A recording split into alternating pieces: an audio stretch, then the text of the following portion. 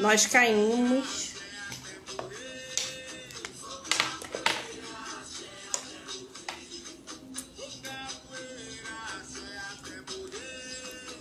Caímos e voltamos. Boa noite a todos. Colofé, Mutumbá, Axéu.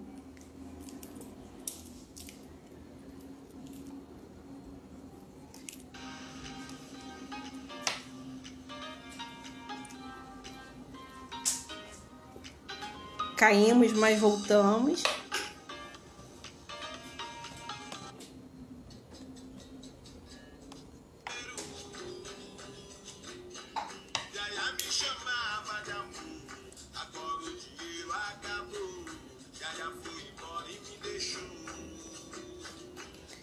Caiu a primeira entrada, a gente está voltando agora. Vamos dar um tempinho para o pessoal entrar para poder chamar nosso convidado. Todos estão me ouvindo? Quem está aí está me ouvindo?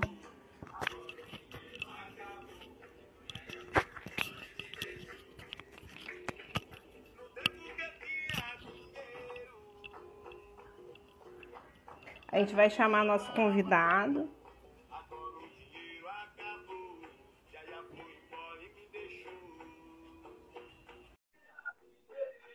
Enquanto isso, a gente vai ouvindo uma música ao fundo. Nosso convidado de hoje, ele é um capoeirista, é professor.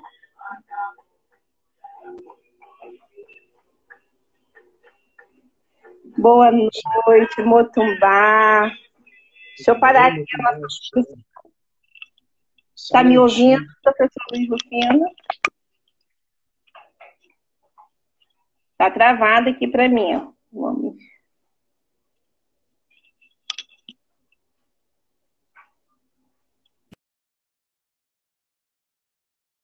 Estão me ouvindo ou travou?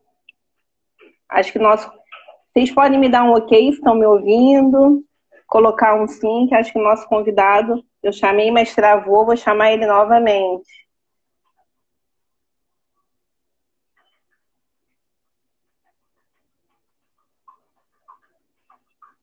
Vamos aguardar. Opa, agora vai. Boa noite. Boa noite, boa noite. Olá, como é a todos? O senhor está me ouvindo, professor? Sim, estou te ouvindo. A gente não está me ouvindo. Acho que seu som... Não está me ouvindo? Deixa eu tentar, então, usar um... Vê se o seu som... Só um minutinho. Eu não estou lhe ouvindo, mas...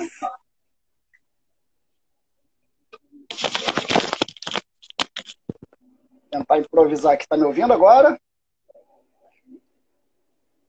O senhor está me ouvindo agora? bem? Sim, eu te escuto bem. Está me ouvindo? Está me ouvindo? Sim, não? Boa.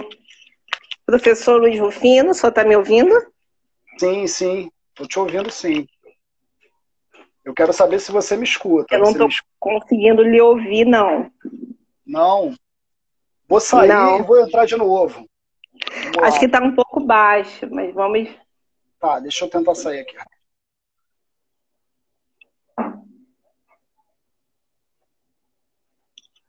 Vou chamar o senhor novamente. Calma aí.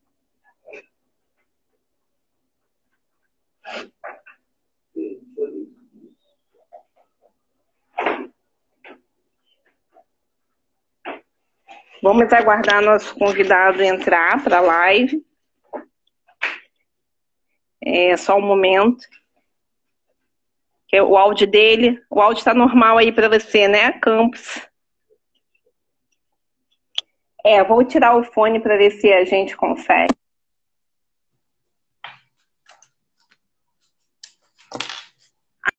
Aguardar o professor entrar.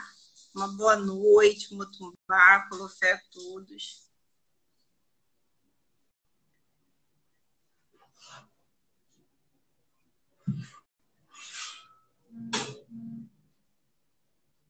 O professor já entrou aqui.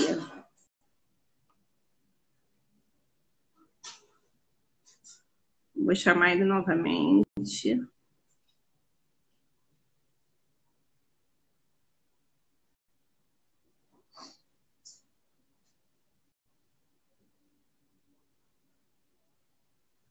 Vou enviar a nova solicitação, professor Luiz. Está um pouquinho difícil, mas a gente vai conseguir, né, professor? Opa!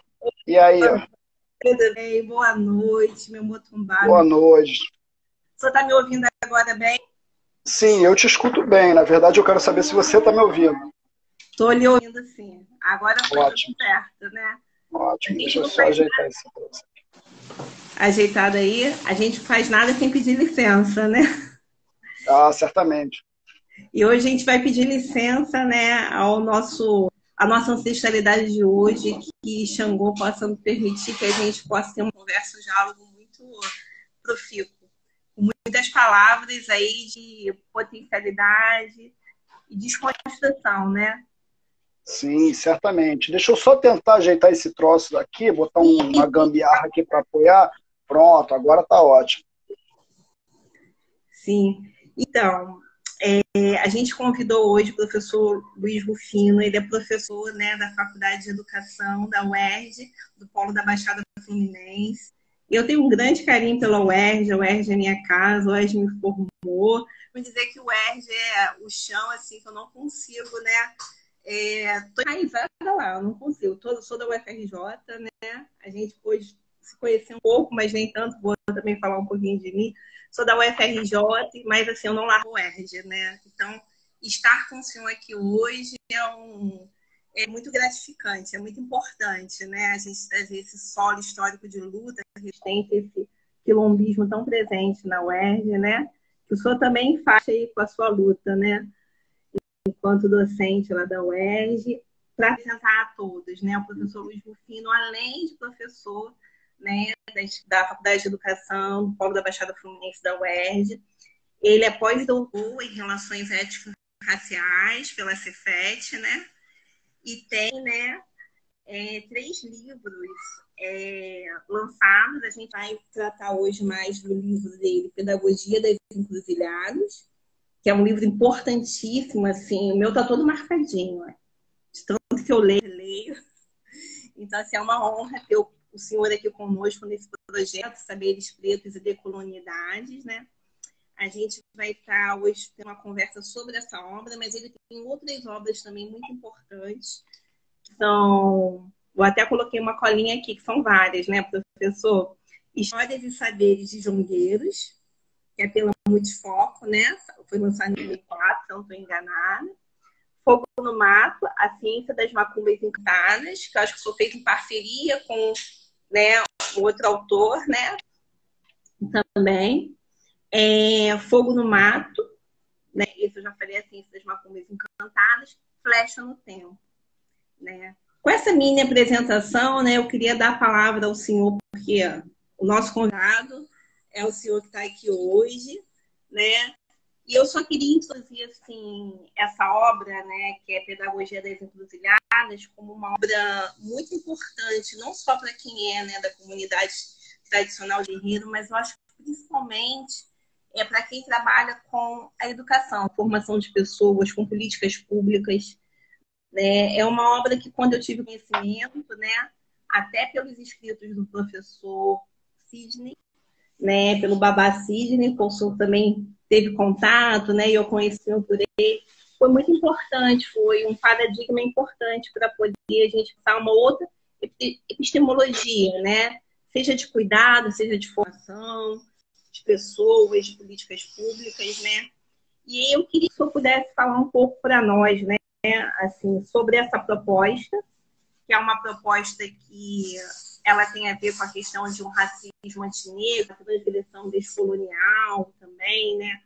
Essa questão de uma perspectiva, né, de uma pedagogia das encruzilhadas como potências educativas, né, pensando uma pluriversalidade, né, baseada nessa questão do Bauri-Metá, né, esse rei da encruzilhada de possibilidades, pluriversalidades, e também que possibilita a construção, né, de possibilidades de frestas, que o senhor diz, né?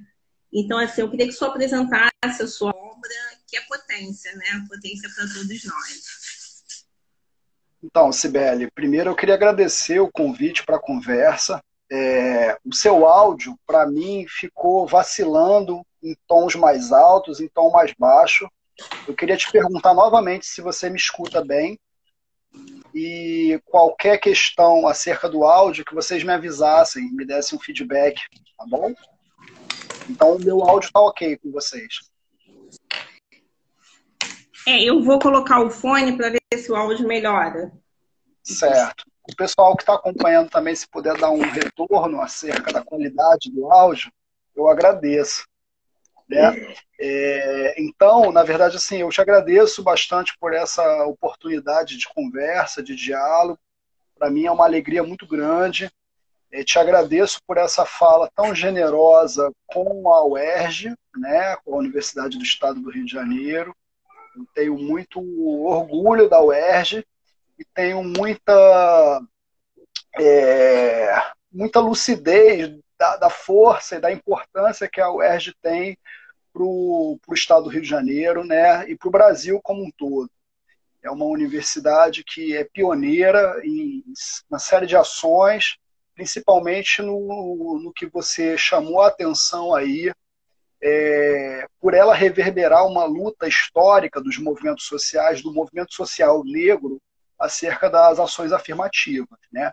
E quando a gente tem a política de ação afirmativa no ensino superior, lá no início dos anos 2000, a gente reconhece hoje que vem, né, da cor todo um debate que o movimento negro falou no início do século passado, né? No início do século passado, o movimento negro já chamava a atenção, a Frente Negra Brasileira, acerca da demanda de ações afirmativas, de reparações, né, no campo da autopromoção da população negra, no acesso à educação, no acesso à ciência, e o quão isso seria potente para a sociedade brasileira como um todo, né?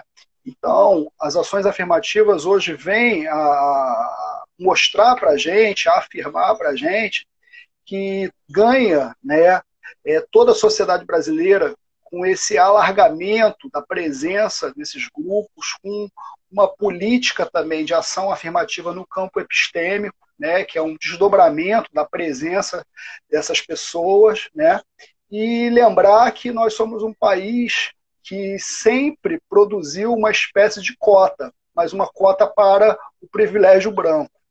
Então, é fundamental reivindicar e pontuar a necessidade de ações afirmativas, não só no ensino superior, como em diversos campos, como uma espécie de ação, né, combativa à injustiça social, à injustiça cognitiva, né? Então, eu acho que isso é um ponto que nos une nesse momento, enquanto docentes, enquanto pesquisadores, né? Enquanto defensores da universidade pública, do ensino público nesse país, né? Então, eu tenho muito orgulho e sempre, para mim, é uma convocação, né, que eu não posso recusar essa conversa institucional, né, essa conversa, porque eu, de uma certa forma, não tenho outra experiência na minha vida a não ser passar pela escola pública, pelas instituições públicas. Eu nunca tive fora delas, não conheço, não tenho experiência, desde lá da minha educação infantil até recentemente, aos estágios pós-doutorais, de estar fora dessas instituições públicas. Então, a gente está falando realmente de um outro projeto. E falando da pedagogia das encruzilhadas, basicamente, é um projeto que começa já há algum tempo, né? Eu já venho, desde o início dos anos 2000, me dedicando a pensar toda uma série de repertórios de práticas de saber das populações negras em diáspora, das populações ameríndias, né? Dos povos brasileiros, mas esses brasileiros que, de uma certa forma, não têm, talvez, espaço de reconhecimento, de visibilidade, de credibilidade dentro daquele lugar que, a priori, se reconhece como um lugar dito como de conhecimento. Então, eu sempre me interessei por um universo chamado popular, né, no que tange os seus saberes, as suas filosofias, os seus repertórios, as suas gramáticas. E de lá para cá, a minha produção vem toda por aí. Venho escrevendo sobre o jongo, sobre a capoeira, sobre os subúrbios, sobre o cotidiano do Rio de Janeiro, né? Sobre os terreiros de forma geral, sejam os terreiros de candomblé, umbanda, sejam os terreiros cruzados, né? Me interessa também pensar esses fenômenos da diáspora para além da dimensão do nacional, né, da dimensão do Brasil, então pensar também o transbordamento disso para o Caribe, para a América Latina, né, e pensar como que nós, de uma certa forma, precisamos mergulhar nesses universos, nessas gramáticas, porque nós fomos, de uma certa forma, violentados, né, e continuamos a ser violentados no que tange a possibilidade de experiências mais plurais, mais horizontais, né? Então, a Pedagogia das Encruzilhadas é um projeto que nasce, né, lá por volta de 2012, mais ou menos, já há algum tempo estudando outras coisas, amadurecendo outras coisas.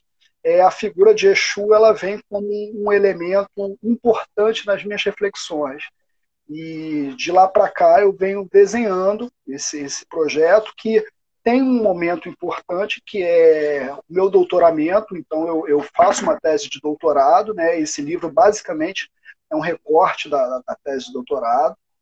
E de uma certa forma continuo a investir nisso, no estágio, no pós-doutorado, como você chamou a atenção, em tantos outros diálogos, né, outras interlocuções. No bojo dessas interlocuções aparece um diálogo importante, que é com o Luiz Antônio Simas, e a gente escreve 3 livros, Fogo no Mato, A Ciência Encantada das Macumbas, O Flecha no Tempo, e mais recentemente um encantamento sobre política de vida, né? E aparece uma série de outras demandas, enfim. E hoje, na universidade, eu ocupo uma cadeira na formação, né, na Faculdade de Educação na Baixada Fluminense, num departamento que é o Departamento de Ciências e Fundamentos da Educação. Então, eu trabalho ali com uma disciplina que versa acerca do conhecimento da educação e da linguagem, tem uma afinidade com debates que transitam entre a educação, a psicologia, a filosofia, né? E também integro o programa de pós-graduação nessa mesma instituição, o PPGEC, que é um programa de pós-graduação em Educação, Cultura, Comunicação e Periferias Urbanas, e trabalho com um projeto que está vinculado a cosmologias, gramáticas insurgentes, enfim, pedagogias descoloniais e por aí vai. E o senhor traz no livro, né, assim, tanto nesse, né, como eu tive a oportunidade de ver o livro que o senhor fez com o Luiz Antônio Simas, que é um historiador, né, que é A Ciência Encantada das Macumbas, e aí o senhor traz uma ideia muito importante, né, dessa desmistificação, dessa questão, dessa demonização daquilo. O senhor está me ouvindo bem agora?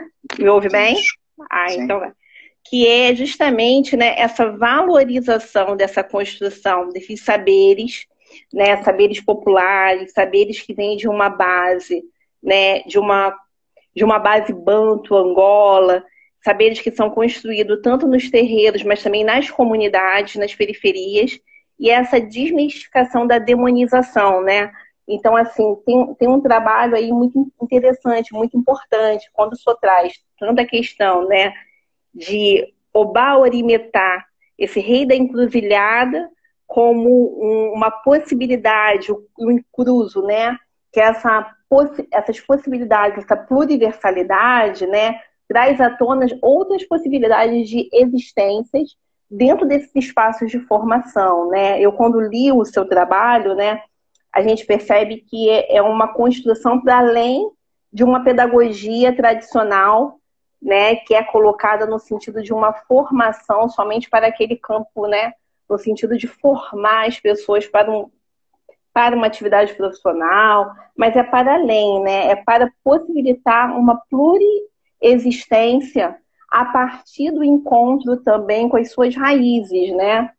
E aí assim, tem uma passagem que o senhor coloca, né, que é relacionada, que Exu, né, ele faz o erro virar o acerto, e o acerto, né, faz virar o erro virar acerto, e o acerto virar erro. E eu queria que o senhor pudesse explicar mais um pouco para a gente, né, o quanto é importante também a gente, talvez, desconstruir essas verdades absolutas que são colocadas no espaço acadêmico, né, e que limita muito essa pluriexistência de saberes nesses espaços, né? A gente tem, assim, eu sou da UFRJ, acabei de fazer meu doutoramento lá, trabalho também com formação, né, na ponta, e aí a gente percebe o quanto que, né, o alunado, seja cotista ou não, mas principalmente o alunado que tem, né, que tem seus saberes, que traz suas histórias, essas histórias por vezes não são valoradas, né, elas não são trazidas,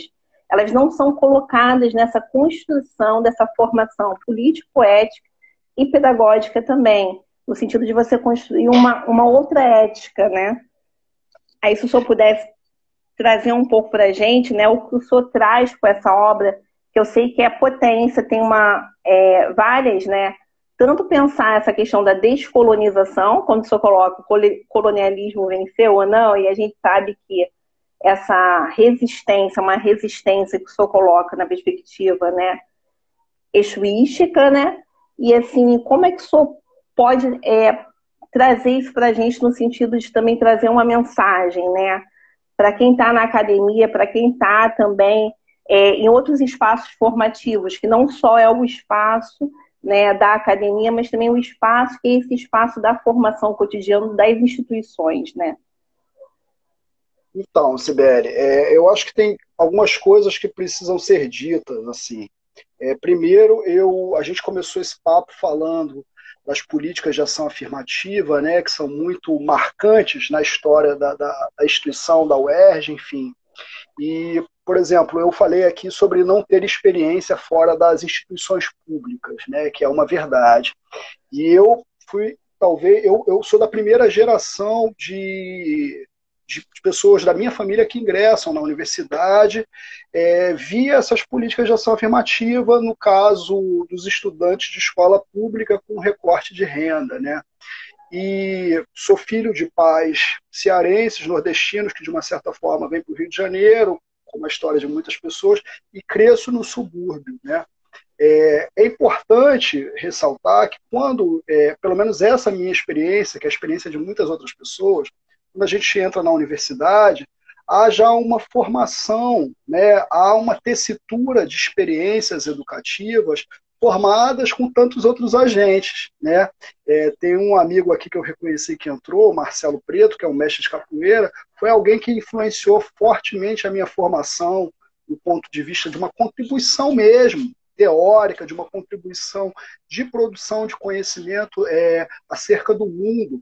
Então, eu tive a oportunidade de crescer num bairro do subúrbio do Rio, Madureira, estou até com a camisa aqui do carnaval que a Portela fez sobre Madureira, que é um bairro que me possibilitou ter acesso com muita gente, né? As pessoas do universo do samba, você tem um vizinho que era um compositor, que estava numa velha guarda, você tem uma senhora que tem um terreiro na rua, e por mais que você não seja do terreiro dela, você frequenta aquilo ali porque você é comum, né? Há uma dimensão comunitária. Isso, de uma certa forma, alumbra, né, a nossa experiência de conhecimento. E quando você entra na universidade, você tem a possibilidade de travar uma disputa por horizontalização nesse diálogo que é desigual ou não. Então, a minha relação com o conhecimento é uma relação que me cabe responder de maneira responsável a tudo aquilo que eu reconheço como prática de saber ao longo da minha vida, né? E nesse sentido, a figura de Exu, ela é extremamente relevante, e aí eu percebo que eu estou falando de uma dimensão micro, de uma dimensão muito pessoal, para chegar onde eu quero chegar, que é uma dimensão macro, uma crítica macro, e não só uma crítica, também uma proposição. Então, nós somos parte de uma experiência de mundo de pouco mais de 5 séculos, né? A experiência que o Brasil vive hoje é uma experiência muito marcante do ponto de vista da reificação de todos esses traumas coloniais, né? Ou seja, a gente pode pensar que o tempo que a gente vive, ele é muito parecido com aquele tempo do passado, né? De alguns séculos atrás, porque as matrizes e as motricidades de terror, de violência, continuam a pleno fervor, né? Fervor mesmo, o Brasil está pegando fogo, a floresta brasileira está pegando fogo, com consentimento, né? Com a anuência do Estado brasileiro. Então, o Estado brasileiro, que sempre foi um Estado colonial, um Estado alicerçado na intervenção militar, no latifúndio, na plantation, né, que agora queima o Pantanal, com interesse no aumento do pasto, do cultivo da soja, um Estado teológico-político que sempre usou a Bíblia, né, como ferramenta de conversão, mas a conversão como gerenciamento de uma experiência social, né, completamente contrária à diversidade, né, um Estado que é alicerçado no paradigma da raça, do racismo, do gênero, das padronizações heteronormativas, né, heteropatriarcais, um Estado adultocêntrico, um Estado que é cosmofóbico, como diria o Antônio Bispo dos Santos, né, é contrário a outras formas de explicação de mundo. Então, essa dimensão que nos coloniza, né, que de uma certa forma se apresenta como uma política de violência e como essa política que vai vender esse terror como projeto de desenvolvimento civilizatório, ela vai simplificar a nossa noção de mundo. Então, tem algo que a gente fala bastante, eu com o Simas, está lá no Fogo no Mato, e agora o Simas compôs uma música com o Moisés Marques, que foi gravada pela Fabiana Cossa, né, onde ele fala que quem anda em linha reta não pode enxergar vereda. A gente brinca aí com isso, né, fala que a gente que é da encruzilhada, da esquina, desconfia daqueles que são dos caminhos retos, ou seja, daqueles que padecem de uma certa obsessão cartesiana. É fundamental que a gente discuta e fale que esse mundo que é plural, esse mundo que é diverso, ele foi instituído para nós como parte de uma polaridade. Então, é fundamental que a gente reivindique a força, né, a motricidade capaz, de uma certa forma, de transgredir com essa binarização, né, com essa dicotomia, com esse mundo cindido. Essa força eu vou pensar como sendo talvez a mais acachapante do ponto de vista da desestabilização desse projeto colonial, de uma espécie de destronadora, aquela que é capaz de dar uma rasteira mesmo, como sendo Exu, né? Agora perceba uma coisa, Exu como um signo, como um princípio explicativo de mundo, como uma potência que versa acerca da condição humana e de toda e qualquer possibilidade de criação. Nesse sentido, Exu ele faz uma traquinagem com a gente, que é bem característica dele. Acho que travou aqui pra gente.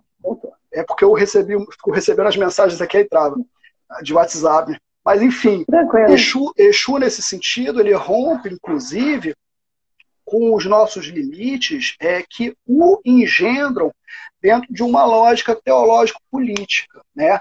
Então, eu queria chamar a atenção para você e para o pessoal que está acompanhando a gente aqui nesse bate-papo, que a primeira grande política do Estado colonial nas terras pindorâmicas, do que a gente conhece como Brasil, né, é uma política de instituição de uma guerra de conversão, né, onde a autorização para o assassinato ela é dada na relação com aqueles que são capazes de aderir ou não à língua.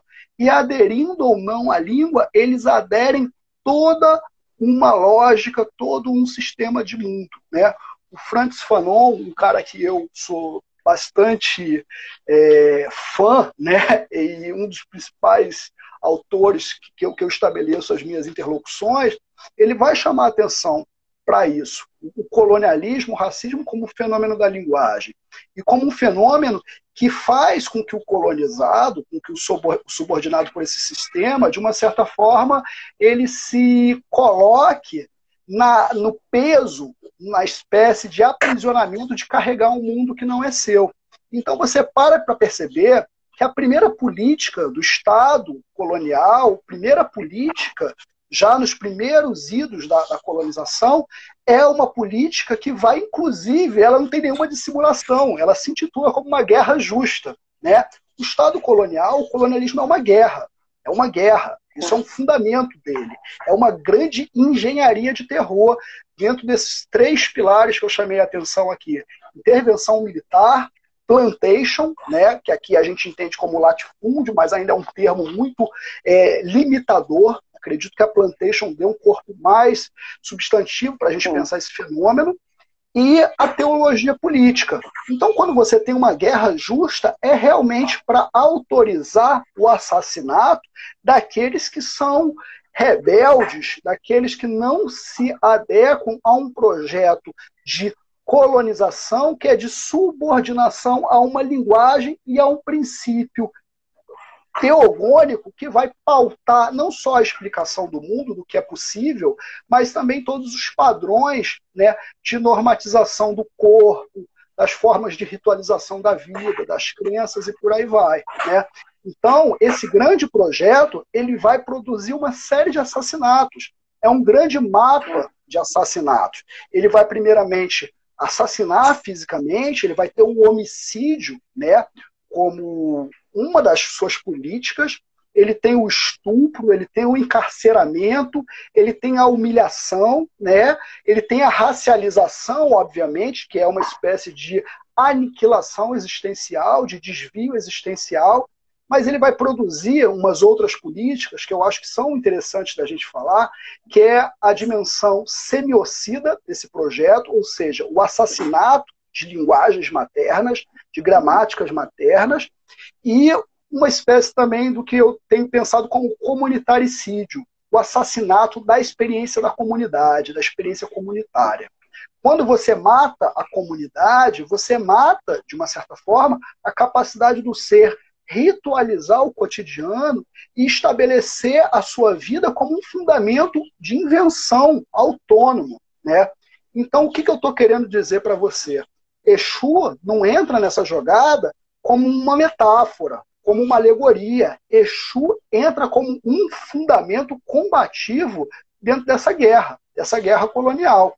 Por isso que a principal tese da pedagogia das encruzilhadas é a seguinte: a presença de Exu como um saber praticado marca a não redenção do projeto colonial.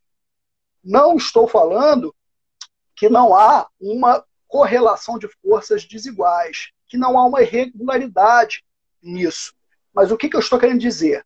Que nesse momento, quem está indo por uma esquina, bater um paó, cuspir uma cachaça, fazer o que for, pedir uma licença, está marcando nessa esfera sensível da existência que essa disputa está em plena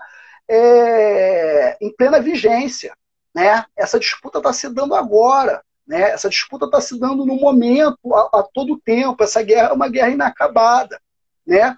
Então, a invocação de Exu como uma disponibilidade filosófica, né? Como uma força, uma proeminência para a gente pensar uma pedagogia, e aí abro um parênteses, que nós fazemos uma leitura muito equivocada do que seja pedagogia. Nós temos uma tendência a pensar a pedagogia como um método de ensino, né? E a pedagogia, ela é mais do que isso. A pedagogia, ela está vinculada, obviamente, à educação como fenômeno humano, mas a capacidade que nós temos de constituir ações de responsabilidade para com o humano. Então tem um questionamento que eu faço, e isso não sei se está na Pedagogia das Encruzilhadas, mas está num texto que fez parte de um dossiê chamado Filosofia e Macumba, da revista Cult, um texto que eu assino chamado Batalha contra o Desencanto, que eu venho pensando que o colonialismo, como uma esfera de terror, como uma engenharia de terror, de desencanto, ele nos coloca numa implicação pedagógica, que é o seguinte: como responder com vida a um sistema de morte? Como você responde com vida um sistema que é tarado, no sentido fanoniano da palavra tara, que é obcecado por assassinar? E eu não estou falando que assassinar é só meramente você derrubar um corpo. É você destituir sentido, né? É você produzir esquecimento, aniquilação. Exu talvez seja o grande nó que arregaça, né, toda fragilidade desse projeto que se quer ser único. Né? Não meramente pela ideia da encruzilhada ser um campo de vários caminhos, né? E de caminhos que coexistem, um não anula o outro. Não só por conta disso, isso já seria o suficiente para se apresentar com muita força, mas por Exu ser o signo, o princípio explicativo, a potência de todo e qualquer ato de criação e toda e qualquer possibilidade, condição de linguagem. Nós, enquanto existências, e o povo de terreiro sabe muito bem disso, que nós não somos nada mais do que inscrições. Inscrições nesses inúmeros ciclos, né? Então a vida para a gente tem muito mais a ver com um xirê do que com um projeto desenvolvimentista, né? Com esses inúmeros ciclos, inúmeras voltas que a gente dá na existência, no cosmos, né? Na natureza, nessa grande condição de bailado ancestral. Eu acho que isso é uma coisa muito forte, né? E não à toa a gente vai identificar, isso está presente num texto chamado Encruzilhadas do Fogo no Mato, com Simas, que inúmeras culturas são, de uma certa forma, afinadas com essa ideia de um mundo que é plural, de um mundo que é encruzado, de um mundo que não é binarista, que não é dicotômico, que não, de uma certa forma, simplifica a experiência social, a experiência viva. Não gosto nem de falar a palavra social, a experiência viva, a experiência imanente, né? Porque tem alguns seres que são fundamentais na elaboração da experiência coletiva, comunitária, que muitas vezes não são vistos como sociedade, mas eles navegam nessas múltiplas temporalidades e eles nos dão o tom de que existem inúmeras culturas que vão trabalhar com essa perspectiva, que tem mais a ver com uma dimensão ética com a vida, com aquilo que é vivo, né? Então, a pedagogia das encruzilhadas, ela vai apontar duas questões que são muito caras. A primeira é um livro de guerra, não é um livro de metodologia de ensino. É um livro que vai falar, o colonialismo, a colonização não é um evento datado, não é aquilo que a gente aprendeu na escola. Ela permanece, ela continua. E ela opera de maneira sofisticada, que ela continua, de uma certa forma, nutrindo as suas espiritualidades de terror. Isso daí está posto. O governo brasileiro é a grande constatação da minha tese, né? Infelizmente. Agora, essa dimensão de batalha, ela está em disputa. E não é à toa que os povos de terreiro, os quilombolas, os povos da mata, né, seja os povos da floresta amazônica, os povos da Mata Atlântica, seja os povos do sertão, né, eles são alvejados a todo momento. E nessas existências, nesses corpos, há imantado complexos de saber, gramáticas profundas, que são capazes, de uma certa forma, de disputar essa batalha para uma saída mais justa, para uma saída mais responsável, mais equânime com todas as formas de existência, né?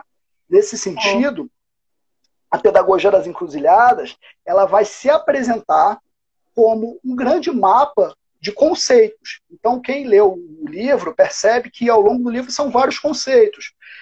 Há princípios de Exu, porque Exu é uma figura múltipla, como a gente fala no terreiro, ele é um multiplicado ao infinito, né? Ele é uma figura múltipla, é uma figura que cabe tudo no um, né? No único, ele é sempre o mais um, aquele que adiciona as coisas, né?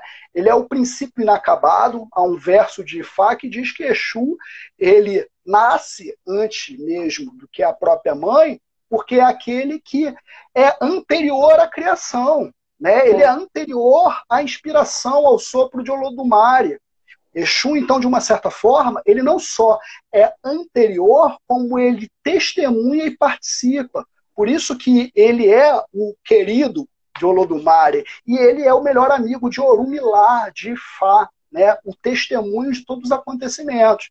Então ele é, de uma certa forma, essa seta, essa flecha que atravessa num tempo que não se esgota. Por isso que ele mata o pássaro ontem com a pedra que atirou hoje. Esse é um aforismo que apresenta a sua proeminência de um fenômeno construtor e substantivo de tudo que há, inclusive quando a gente percebe que nada há, né? Ele é um princípio inapreensível. Então perceba que para um projeto de mundo, de existência que quer ser total, é uma figura que precisa ser interditada imediatamente. E ele só vai poder ser tipificado como diabo, né? Como diabo. E o diabo, que na nossa cultura popular vira muitas vezes uma figura humanoide, uma figura muito íntima e muito mais agradável aos nossos prazeres do que qualquer outra santidade. E aí, né, tem uma questão que o senhor coloca no livro, né, que também, assim, eu venho já estudando os meus estudos, também na minha tese de doutorado, essa questão desse contínuo colonial. O quanto isso, né, é algo que faz, como o próprio Fanon ele coloca, né, ele provoca não só uma morte física, mas principalmente uma morte psíquica, né? Eu trabalho numa instituição, que é uma instituição psiquiátrica, e a gente vê isso claramente, né?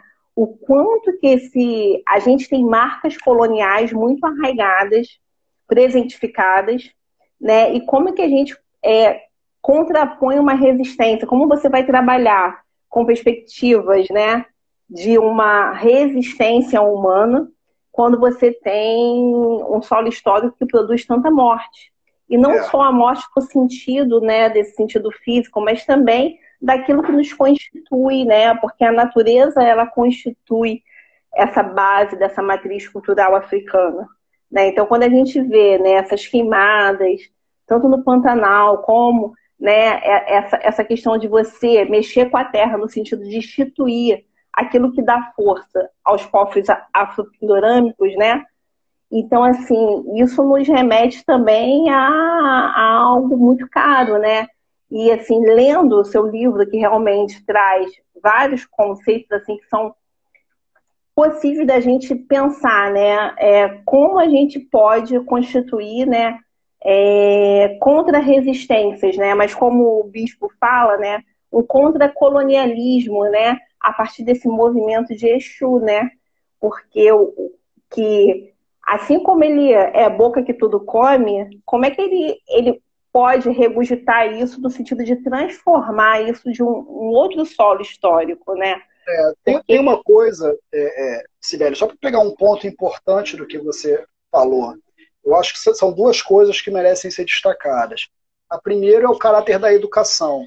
Se o colonialismo ele é um projeto de violência ao extremo, né, um projeto radical de violência, e ele destrói existências, né, há uma implicação de reerguer essas existências. Então, qualquer ação que se queira descolonizante, e muitas vezes as pessoas pensam a descolonização como se fosse um passe de mágica, né? Como se fosse uma resolução do problema. Isso, inclusive, é uma métrica cognitiva que nós temos atreladas a tradições racionais muito pautadas, às vezes até na defesa de um argumento progressista, mas que é extremamente ocidentalizante. Ele não trabalha com uma dimensão do conflito e com uma dimensão, né, pluriversal, né, como você colocou lá no início, como uma dimensão ambivalente. Então, se o projeto colonial ele é uma constituição de anomalias, de alterações, de presenças, essas presenças elas vão continuar existindo de forma diversa. E elas vão precisar batalhar por uma reelaboração digna. Ou seja, o que eu estou querendo falar? Você não consegue destraumatizar. Você vai ter que elaborar formas táticas, expertises de constituir minimamente dignidade, saúde, a partir dessa experiência, né? Isso é importante que a gente diga que a gente não está naturalizando o parâmetro colonial. Ou seja, isso vai dar conta de que a descolonização ela é uma batalha cotidiana. Tem muita gente lendo, estudando e replicando a ideia da descolonização como se fosse uma grande ideia de superação. A descolonização está se dando agora, nesse momento, assim como a colonialidade também está se dando. Entende? Então é fundamental que a gente trate isso na ideia de um campo de batalha mesmo, um campo de disputa, né? E nesse sentido, a educação ela se coloca como uma força descolonizadora, porque ela está implicada com a capacidade de você erguer vidas, erguer condições vivas que sejam minimamente dignas de existir numa outra lógica que não seja essa lógica dominante. O que é importante que a gente diga é que tem muita educação que é pintada de maneira dissimulada, né? Então ela vai se manifestar, ela vai se expressar como face de uma lógica de adequação, de uma lógica de continuidade desse sistema. O projeto colonial ele também organiza uma espécie de agenda curricular. É isso que eu quero chamar a atenção, é isso que eu gosto sempre de dizer. Né? Ele não funcionaria se ele não escolarizasse. Ele também escolariza. Né? Porém, há nessas... Por isso que eu digo, a descolonização ela parte diretamente de uma pedagogia. Né? Os povos de terreiro têm suas pedagogias. Os povos da mata, os povos da rua, as pessoas, de uma certa forma, que vivem nessa dimensão contracolonial, como o bispo chama, elas, de uma certa forma, elaboram suas maneiras de lidar com aprendizagens que estejam o tempo todo disputando esse sentido da vida. Então, esse é um ponto importante, que a gente entenda a educação como uma tarefa de libertação, né? Como uma tarefa de produção de esperança e de produção de um novo mundo. Isso é fundamental que a gente diga num contexto como esse pandêmico, que a gente está implicado com o remoto, né? A ideia de ensino, muitas vezes, ela vai na contramão daquilo que nós precisamos aprender para constituir um mundo novo, né? Então E para fazer esse processo de descolonialidade, porque é impossível a gente banalizar 130 mil mortes, né? A gente achar que 130 mil mortes é natural. Isso faz parte de um projeto que nos afeta diretamente, né?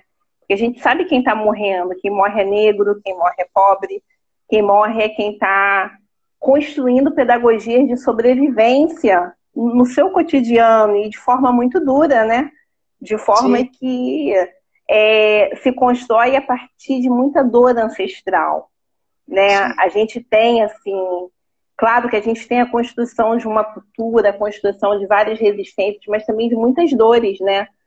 Não é de hoje que a gente vem tentando e banalizar a morte, 130 mil mortes por conta da pandemia e achar que dá para continuar com esse projeto que se tem hoje, né?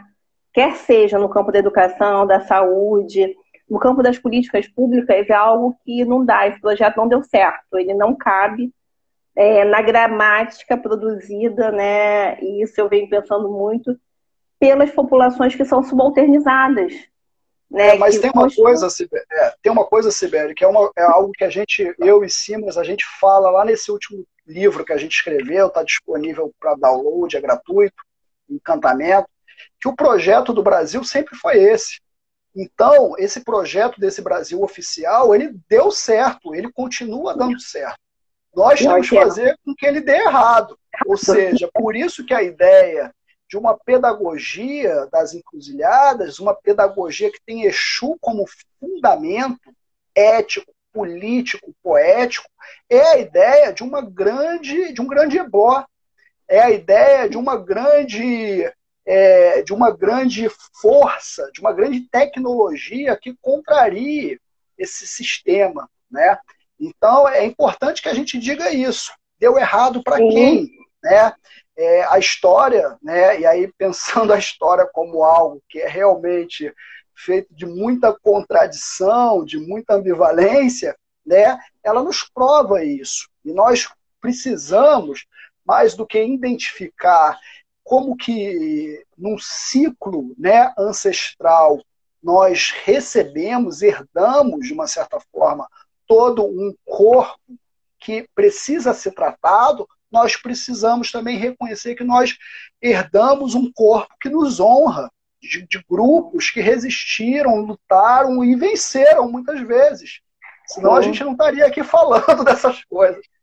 Foi muito marafa na encruza, né? Muita vela, muita resistência, né? Realmente, se a gente chegou até aqui é porque teve um tronco forte que nos certificou, né, esse caminho, essa estrada.